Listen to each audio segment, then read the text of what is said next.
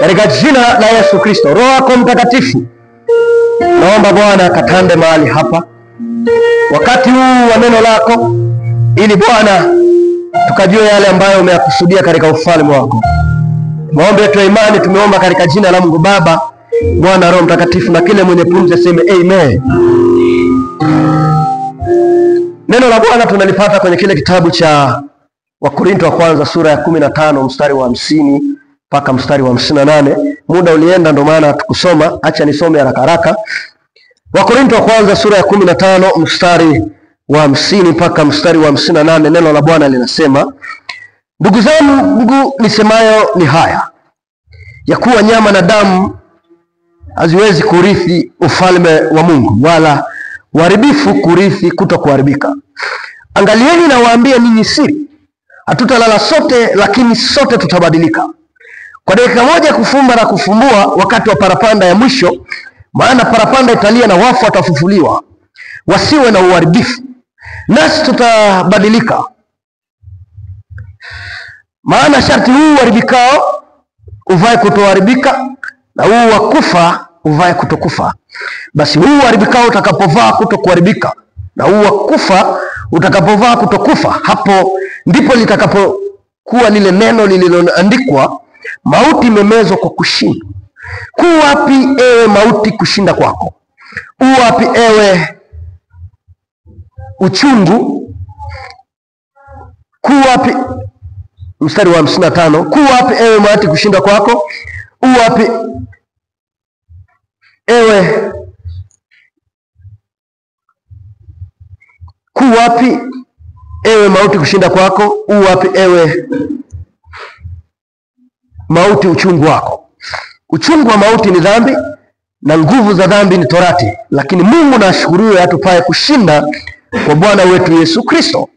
Basi ndugu zangu wapendwa, muimarike, msitikisike, mkazidi sana kutenda kazi ya Bwana siku zote, kwa kuwa mwajua kwamba taabu yenu sio bure katika Bwana. Tushakwisha kuomba.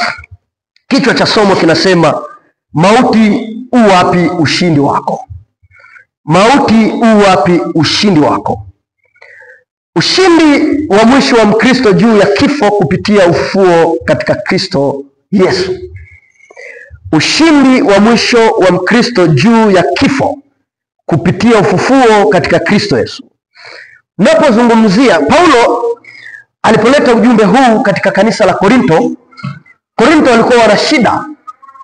Changamoto yao ilikuwa wanayekufa baada ya kifo ni nini? So walikuwa wanahangaika, baada ya kifo ni kitu gani kinatokea? Je, mwanadamu akishakufa habari yake imeisha? Habari yake imefika hapo? Au kuna tumaini jingine? Na ndio maana Paulo akawaandikia, akamalizia kwenye Wakorintho wa kwanza sura ya 15, alikuwa anaonesha utetezi wa nguvu ya kwamba ukifa sio ndio mwisho. Kuna maisha. Kuna maisha.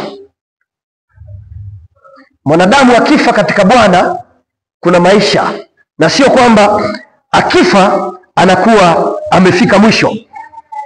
Paulo anatoa utetezi wenye nguvu wa ufufuo wa Kristo na maana yake kwa waumini au wa Kristo. Anamaliza sura hiyo kwa kuangazia mabadiliko ya mwili, kushindwa kwa kifo, na ushindi ambao wa Kristo wanao katika Kristo Yesu. Naona kuna vitu vichache anavyovionyesha hapa Paulo. Anaonyesha mabadiliko ya mwili, lakini anaonyesha kushindwa kwa kifo, lakini pia anaonyesha ushindi ambao wa Kristo wanaopata kupitia Kristo.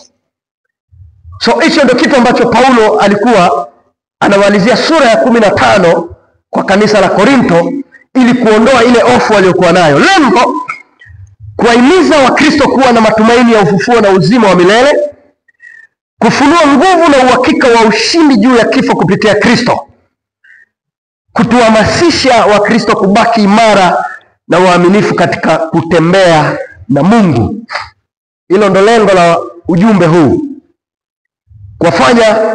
kuwafanya Wakristo wawe na tumaini la ufufuo na uzima wa milele, lakini kufunua nguvu na uhakika wa ushindi juu ya kifo kupitia Kristo. Lakini pili, tatu, kutuhamasisha Wakristo kubaki imara na waaminifu katika kutembea na Mungu. Mstari wa 50, maandiko yanasema, ndugu zangu nisemayo ni haya, ya kuwa nyama na damu haviwezi kurithi ufalme wa Mungu, wala uharibifu kurithi kutokuharibika. Kuna mambo mawili pale. Kuna nyama na damu, lakini pia kuna uharibifu kurithi kutokuharibika. Nyama na damu. Tunapozungumzia mwili na damu, tunazungumzia mwili wa asili ya dhambi. Mwili wa asili ya dhambi. Anaposema kwamba nisemayo ndio haya, ya kuwa nyama na damu haviwezi kurithi ufalme wa Mungu. Maana yake mwili wa asili wa kibinadamu, mwili wa asili ya kibinadamu, mwili wa dhambi hauwezi kurithi ufalme wa Mungu. Mwili wa asili wa kibinadamu, mwili wa dhambi, ule ambao bado haujampata Kristo, mwili ambaye hauna matumaini, mwili wa mtu ambaye hana Kristo. Atakapokufa yule mtu hawezi kurithi ufalme wa mbinguni. Lakini pili, huu uharibikao, manake mwili wa kawaida wa kufa, mwili wa kufa wa kawaida ambao hauna matumaini, wa asili ya dhambi, hawezi kurithi kutokuharibika. Anasema hivi, anasema nyama na damu haviwezi kurithi ufalme wa Mungu, wala uharibifu. Uharibifu maana ni ule mwili wa kufa, ule mwili wa dhambi, ule mwili ambao hauna matumaini, ule mwili wa mtu ambaye hana Kristo.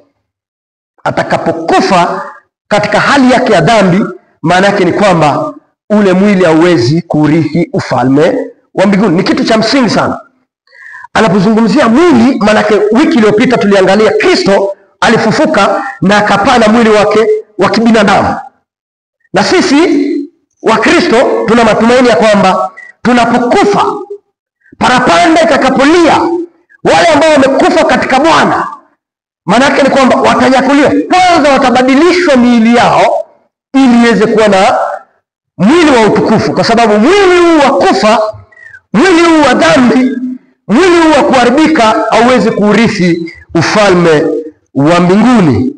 Wakorintho wa kwanza 15 mstari wa 40, mstari wa 42 na wa 44. Tena kuna miili ya mbinguni na miili ya duniani, lakini fahari yake ile ya mbinguni ni mbali na fahari yake ile ya duniani ni mbali. Kadhalika na kiama ya wafu, uponda katika uharibifu, ufufuliwa katika kutokuharibika. 44. Upande wa mwili wa asili, ufufuliwa mwili wa roho, ikiwa huko mwili wa asili na wa roho pia uko.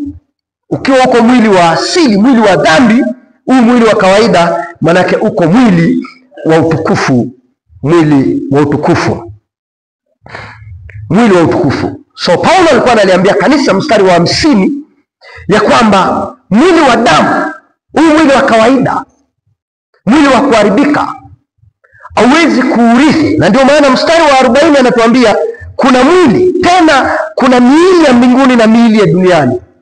Sasa mwili wa duniani hauwezi kuurithi ufalme wa mbinguni. Mwili wa duniani hauwezi kurithi ufalme wa Mungu, ufalme wa Mungu, mwili wa duniani. Lakini pia mstari wa 51, angalieni nawaambia ninyi siri, hatutalala sote, lakini sote tutabadilika. Hatutalala sote, lakini ameanza akiwaambia, anawaambia hivi, angalieni nawaambia ninyi siri. Hichi ndio kitu kilichokuwa kinawasumbua wa Korintho. Siri maana yake nini? Ni kitu ambacho kimefichika, akifahamiki, kitu ambacho kimefichika, kijulikani. Sasa Paulo anataka kuwafunulia Kile ambacho kilichokuwa kimefichika ndani yao wakifahamu. Ni kitu gani? Anawaambia hivi, angalia, nawaambia ninyi siri, hatutalala sote, lakini sote tutabadilika. Hatutakufa wote, lakini wote tulio katika Kristo tutabadilika. Tutabadilika maana yake nini? Maana yake sisi wote hatutakufa Kristo atakaporudi mara ya pili. Kuna wale ambao watakuwa wako hai, lakini wote lazima tubadilike kwa sababu ya kurithi ufalme wa mbinguni. Kubadilika maana yake nini? Maana yake tuvue ule mwili wa kufa, ule mwili wa kuharibika, ule mwili wenye kusikia maumivu, ule mwili ambao unaumwa. Kuna watu ambao wanasema ukiokoka upasi kuumwa. Ukikutana na mtu kama huyo, mwambie ni mchanga, afahamu. Na ndio maana mimi navaa miwani, kwa sababu baada ya dhambi nilipungukiwa na utukufu wa Mungu. Nilikuwa nawaambia watoto wa mafundisho kwamba dhambi imeharibu, imetuletea magonjwa, na still bado inatuendelea kutuletea magonjwa. Nikamwambia ndio maana mimi navaa miwani ili nione vizuri, kwa sababu hii hali inatokana na asili ya dhambi, kupungukiwa na utukufu wa Mungu. Sasa basi, Paulo anasema hivi, angalia, nawaambia ninyi siri, hatutalala sote, lakini sote tutabadilika. Tutabadilika ili tuvae mwili wa utukufu. Waliokufa katika Bwana na walio hai wakati wa Kristo kurudi, watakayekuwa hai katika Bwana watafufuliwa, wale walioko katika makaburi na kuvishwa mwili wa utukufu, na sote tuweze kurithi ufalme wa mbinguni. Tena maandiko yanasema hivi, kwa dakika moja kufumba na kufumbua wakati wa parapanda ya mwisho, na parapanda italia na wafu watafufuliwa, wasiwe na uharibifu, nasi tutabadilika. Maana sharti huu wa uharibikao uvae kutoharibika, na huo wa kufa uvae kutokufa. Sharti, lazima. Hiyo ni ahadi, lazima. Hiyo ni ahadi.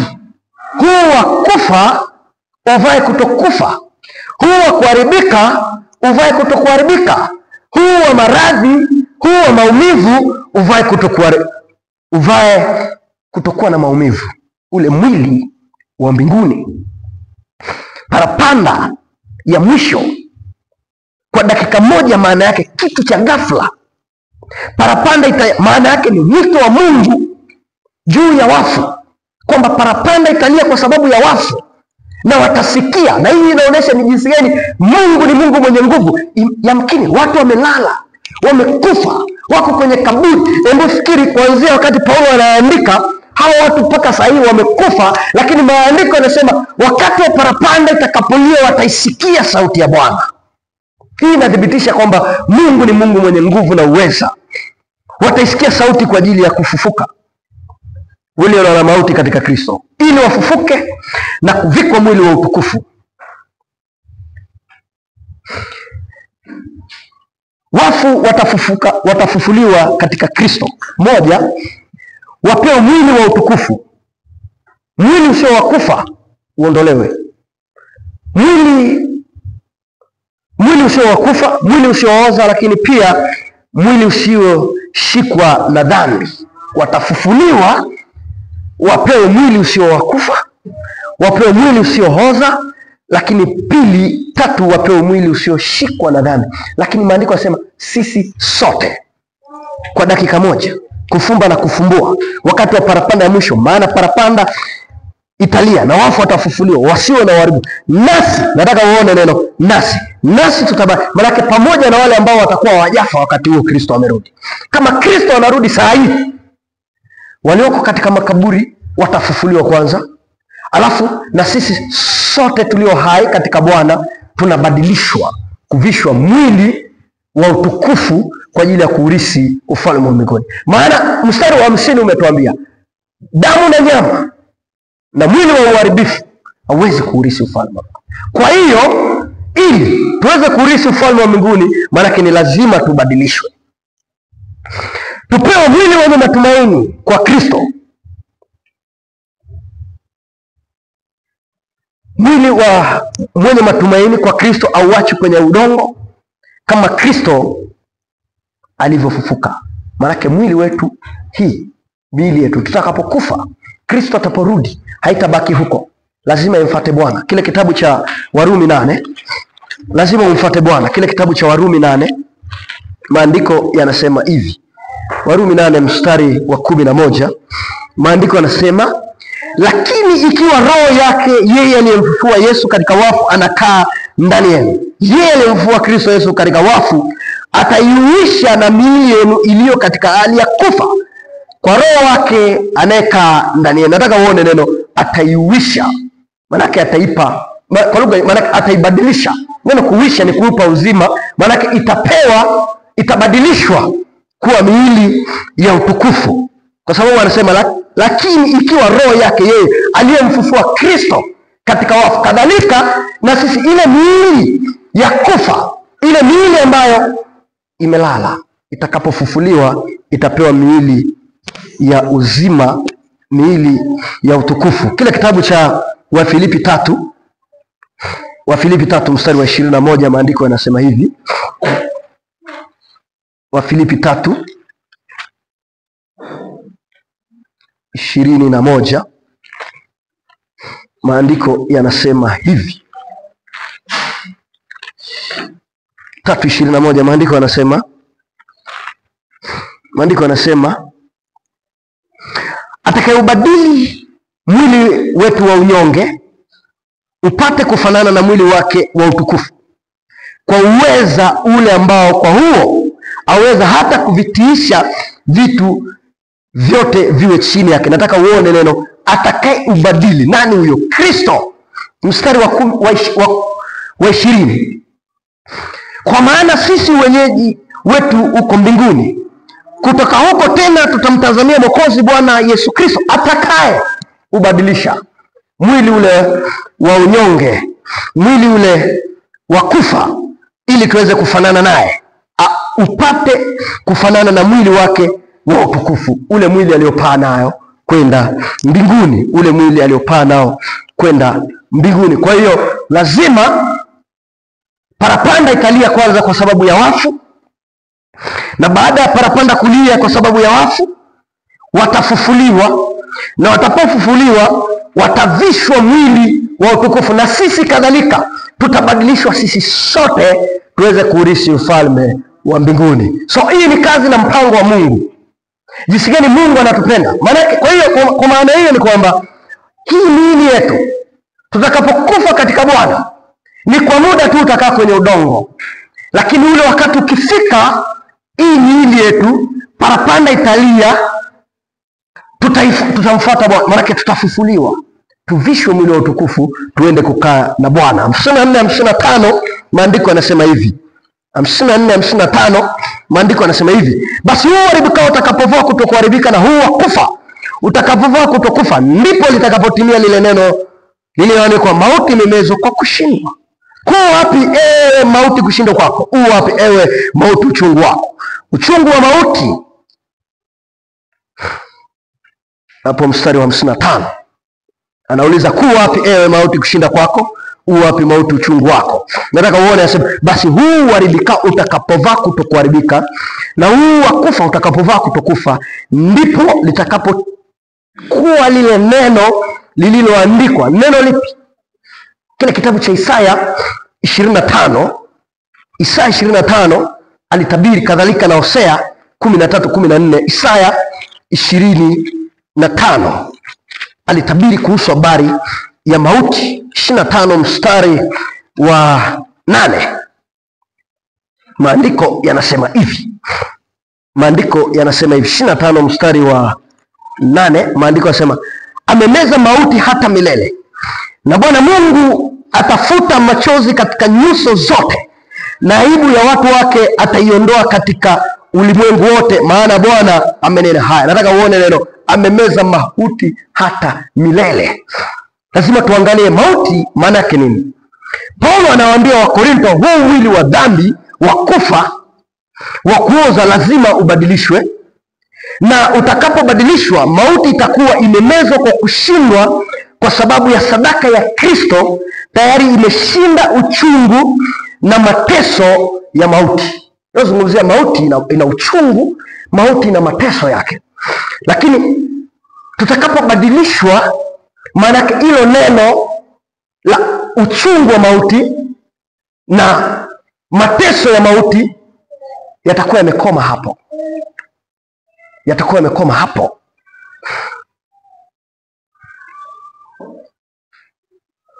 Ila ni wakati tutakapovishwa mwili wa utukufu.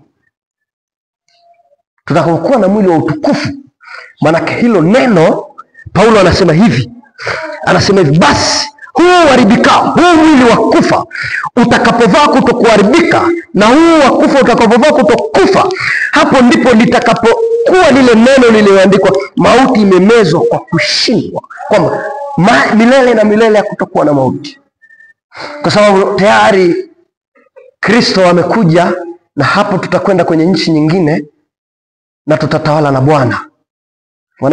Amini millennium, tutatawala na Bwana miaka 1000, na hapo tutakuwa tunaonjeshwa ladha ya kukaa na Bwana miaka yote ya kudumu na kudumu. Mstari wa 55 anasema hivi, ku wapi ewe mauti kushinda kwako? U wapi mauti uchungu wako? Uchungu wa mauti. Uchungu manake maumivu ya dhambi, mateso ya dhambi yamebadilishwa. Ndio maana anasema ku wapi kushinda kwako? Ku wapi ewe mauti kushinda kwako? Ni kama vile anakebei mauti Paulo, kwamba imeshindwa, haina nguvu, kwa sababu ya sadaka ya Kristo tuliokuwa tunaiangalia Pasaka. Sadaka ya Kristo imetupa ushindi dhidi ya mauti. Tunapozungumzia mauti, tunaposoma kile kitabu cha Mwanzo sura ya 2 mstari wa 17, mwanadamu aliagizwa na akaambiwa atakufa hakika, na alipokwenda kinyume na ule utaratibu wa Mungu, ndio maana tunakufa. Na hii tunazungumzia ni kifo cha mwili. Lakini pia ukisoma kile kitabu cha Waefeso sura ya 2 mstari wa 1, kuna kifo cha kiroho. Lakini pia ukisoma kile kitabu cha Ufunuo sura ile 20 kuanzia mstari wa 13, maandiko yanatuambia kuhusu habari ya mauti ya pili. Sasa mauti ya pili maana yake ni kwamba hiyo ni hukumu, maana yake ni ziwa la moto la milele, lile mateso kule kwenye jahanamu.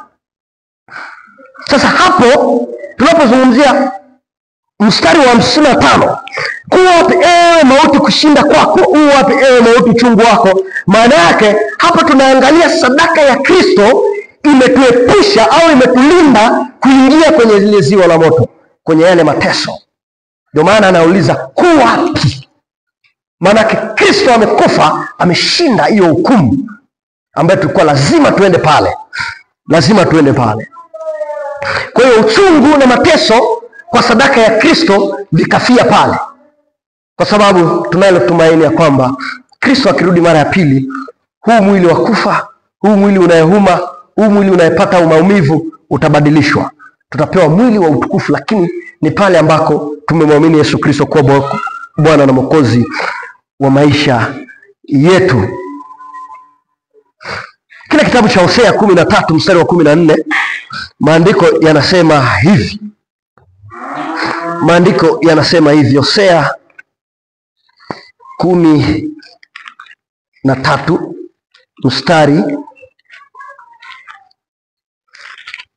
mstari wa 14. Maandiko yanasema hivi, 13:14. Anasema hivi, nitawakomboa na nguvu za kaburi, nitawaokoa na mauti. Ewe mauti, ya wapi mapigo yako? Ewe kaburi, kuu wapi kuharibu kwako? Kujuta kutafichwa na macho yangu. Naona hiyo, huyo ni Kristo, huyo ni Mungu anasema nitawakomboa. Cheki neno kukomboa, manake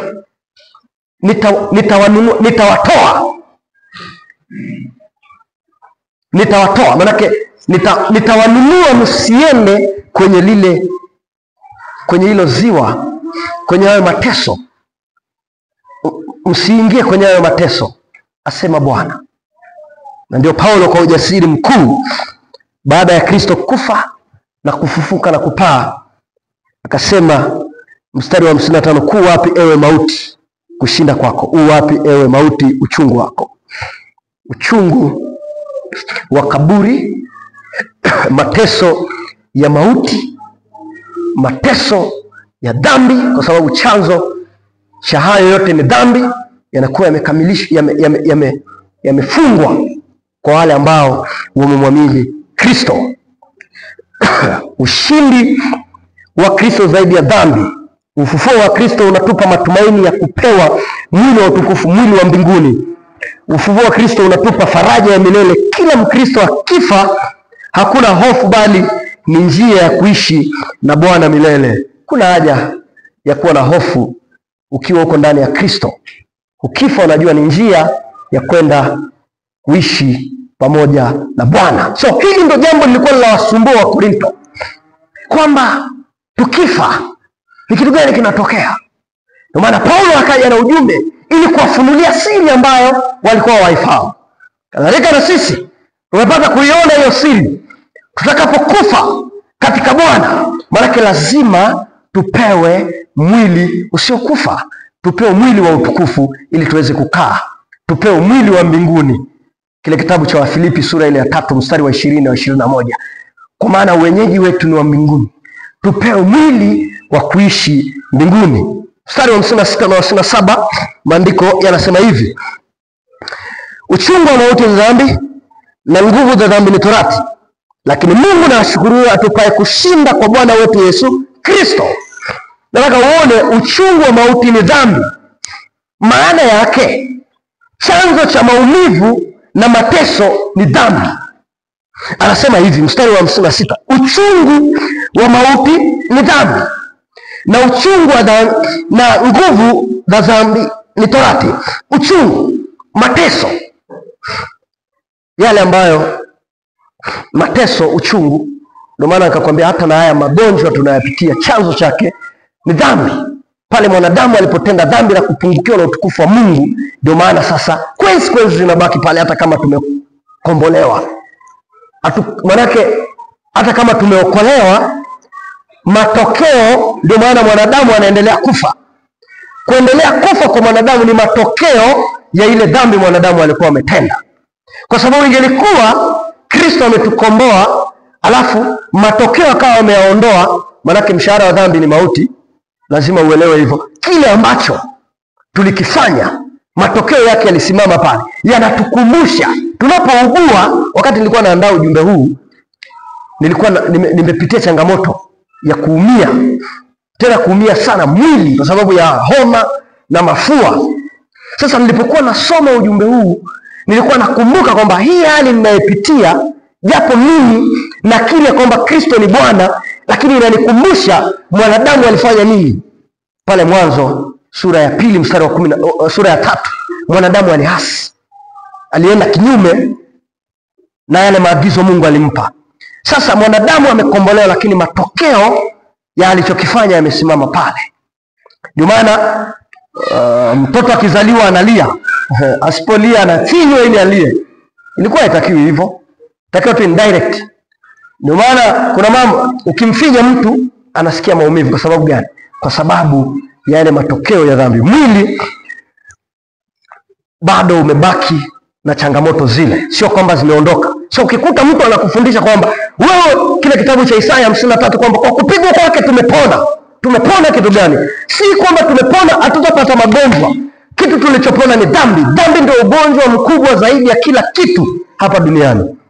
So tunapozungumzia uchungu wa mauti, tunazungumzia chanzo cha maumivu, na chanzo cha maumivu ni dhambi. Lakini kadhalika tunazungumzia nguvu ya dhambi ni torati. Maana yake torati inaonyesha vile dhambi inafanya kazi na hukumu yake. Lakini pia bila dhambi torati haina shida. Torati kazi yake ni kuonesha kwamba ukifanya hivi utahukumiwa, ukifanya hivi utahukumiwa. Mstari wa 57 maandiko yanasema hivi: lakini Mungu na ashukuriwe atupaye kushinda kwa Bwana wetu Yesu Kristo, kwa sababu sisi kwa nguvu zetu tusingeweza. Kwa nguvu zetu tusingeweza. Hatuwezi kutimiza sheria. Mwanadamu baada ya kuanguka, utukufu wa Mungu ulimuondoka. So kuanzia hapo hakungekuwa na namna angeweza kuitimiza ile sheria ya kwamba awe mtakatifu kwa uwezo wake, awe mtakatifu kwa nguvu zake. Na ndio maana mstari wa 57 ni wa maana sana. Ashukuriwe. Lakini Mungu na ashukuriwe atupaye kushinda kwa Bwana wetu Yesu. Ushindi wetu unatokana na Kristo. Ushindi dhidi ya dhambi, ushindi dhidi ya mateso ya dhambi, ushindi dhidi ya maumivu ya dhambi unatoka kwa Kristo Yesu Bwana. Bwana Yesu asifiwe. Na ndiyo Paulo alikuwa anawaambia Wakorinto ili waweze kuwa na matumaini. Wasifikiri ya kwamba wakifa wanaishia hapo. Wanaishia hapo. Ule mstari wa Warumi 8 mstari wa kwanza na wa pili, tuone hapo maandiko yanasema hivi.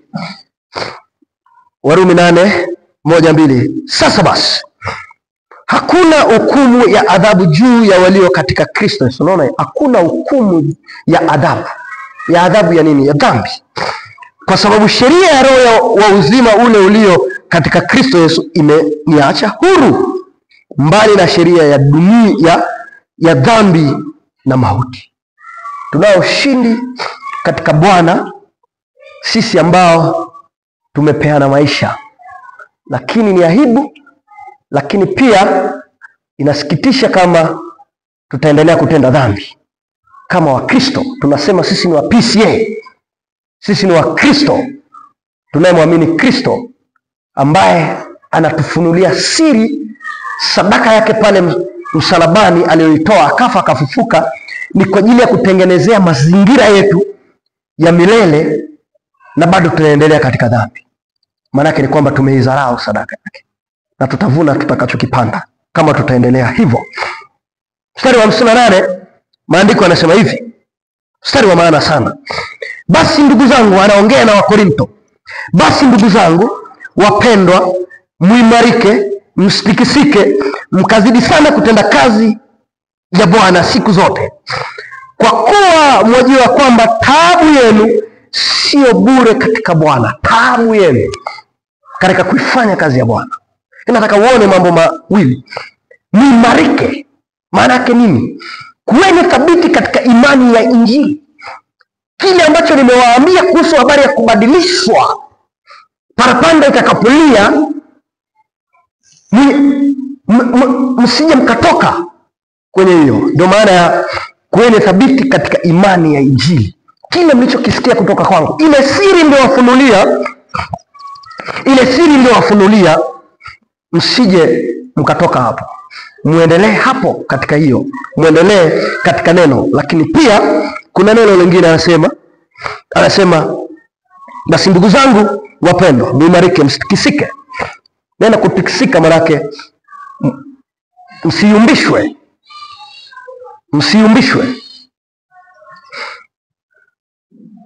Msibadilishe, anasema neno msitikisike maana yake msikubali majaribu kuyaumbisha katika imani yenu. Majaribu kuwatoa pale ambako mmejifunza. Msikubali walimu wa uongo kuwadanganya kinyume na mlichojifunza kutoka kwangu, yani kutoka kwa Paulo. Ile siri niliyowaambia. Kwa sababu kulikuwa kuna walimu wa uongo pia wanafundisha mambo ya uongo. Kadhalika hata leo wako walimu wa uongo. Wasiwayumbishe imani yako ya kwamba ukifa katika Bwana siku ya parapanda Kristo atakupa mwili wa utukufu. Mzidi kuwa na bidii katika kazi ya Bwana. Kwa kufanya hivyo mnamtukuza Mungu. Kwa kufanya hivyo mnaonesha utii mbele za Mungu. Tuna kazi iliyoko mbele yetu hapa. Kazi ya Bwana, hii ni kazi ya Bwana. Tumeambiwa kwa kufanya hivyo mnamtukuza Mungu. Kwa kufanya hivyo mnaonesha utii, unyenyekevu, ya kwamba mmesikia sauti yake kuhusu kuifanya kazi yake. Na ndio maana kwenye hizo fomu kuna hiyo Hagai inazungumzia kuhusu habari ya kumtukuza Mungu, na Mungu anazungumzia kuhusu habari ya kufurahi. Mkijua kuna thawabu baadaye. Kila mnachofanya mbele za Mungu kuna taji. Kila mnachofanya mbele za Mungu kwa utii, upendo, kujituma, kuna taji yake. Kolosai 3, tumalizie hapo. Wakolosai 1 sura ya 23, 1 mstari wa 23. Wakolosai tumalizie hapo. utatupa glue kidogo. Wakolosai 1:23 maandiko yanasema hivi. 23 maandiko yanasema, mkidumu tu katika ile imani, hali mmeweka juu ya msingi, mkawe imara, msipogeuzwa na kuliachia tumaini la Injili mliolisikia habari zake, iliyohubiriwa katika viumbe vyote vilivyo chini mbinguni, ambavyo mimi Paulo nilikuwa mhudumu wake. Wathesalonike wa pili sura ya 2 mstari wa 15 maandiko yanasema hivi: basi ndugu, simameni imara, mkaishike mapokeo niliyowafundisha, ama kwa maneno ama kwa waraka huu. Galatia 6:9. Nataka uone kuhusu habari ya kutokutikisika, mkijua ya kwamba kuna thawabu. Galatia 6:9 maandiko yanasema, tena tusichoke katika kutenda mema, maana tutavuna kwa wakati wake tusipozimia roho. Tutavuna. Ndio maana nimesema kila unachokifanya kina taji. Ukifanya kwa utii na upendo, kuna taji mbele yake. So Mungu Bwana alikuwa anataka tujue mambo machache katika kichwa kinachosema mauti wapi kushinda kwako. Jambo la kwanza, mwili na damu haviwezi kurithi ufalme wa mbinguni, tumeshaweza kuona. Lakini jambo la pili, mwili wa utukufu baada ya kubadilishwa tutavishwa. Lakini jambo la tatu, mwili wa ushindi dhidi ya kifo tutapewa. Lakini jambo la 4, mwili wa utukufu una chanzo cha ushindi, mstari wa 57 ambaye ni Yesu Kristo Mwokozi. Lakini kipengele cha mwisho cha 5, miili yetu itasubiri mwili wa utukufu. Tunalazimika kuwa waaminifu wakati tunasubiri kubadilishwa. Ndio maana mstari wa 57 tunalazimika kuwa waaminifu, kuifanya kazi ya Mungu na kuishi maisha ya kumpendeza Mungu. Kwa maana hiyo, kwa namna hiyo, kifo hakina tena ushindi kwa Mkristo, ni adui aliyoshindwa. Ufufuo wa Kristo umetupa tumaini, uhakika na kusudi. Kwa hiyo tuishi kwa ujasiri, tumtumikie kwa uaminifu na tukabiliane na kifo bila hofu. Kifo uko anasema, kifo wapi uchungu wako, kaburi wapi kushinda kwako. Uchungu umeondoka, kaburi ni tupu, na Kristo anatawala kwa kushinda. Kwa maana hiyo ni kwamba Kristo ameshinda mauti. Ni sisi kama hatujamjua tuweze kumjua, ili mauti isiwe na nguvu katikati ya maisha yetu. Tunapozungumzia mauti, tunazungumzia ziwa la moto, mateso, tabu. Nenda kasome habari ya Lazaro, utakuja kugundua kwamba kwenye lile ziwa kuna tabu na mateso. So kama ukigundua kwamba kuna tabu na mateso, fanya haraka kwa Bwana ili ya kwamba tupate ushindi dhidi ya mauti. Mungu leo hai, ninakushukuru kwa ajili ya neno lako. Wabariki watoto wako ambao wamekusanyika katika ibada hii. Yote tumelisikia neno lako ya kwamba umeishinda mauti, umeishinda mauti Bwana. Na sisi tuliokufuata ni washindi kadhalika. Tusiwe na hofu mbele ya kifo, lakini pia tuwe na uhakika ya kwamba tutafufuliwa na kupewa miili ya utukufu na kuishi pamoja na wewe milele. Wiki hii Bwana, tembea pamoja nasi. Neno hili likawa faraja, neno hili likawa tupe nguvu, kama nilivyowapa Wakorinto nguvu na nilipojibu maswali ya Wakorinto. Na sisi naamini maswali yetu angalau kwa kifupi yamejibiwa. Basi Bwana, tusaidie ili wakati mwingine tuweze kukusanyika hapa tukiwa na furaha, katika jina la Yesu Kristo, Mungu Baba, Mwana na Roho Mtakatifu. Amen.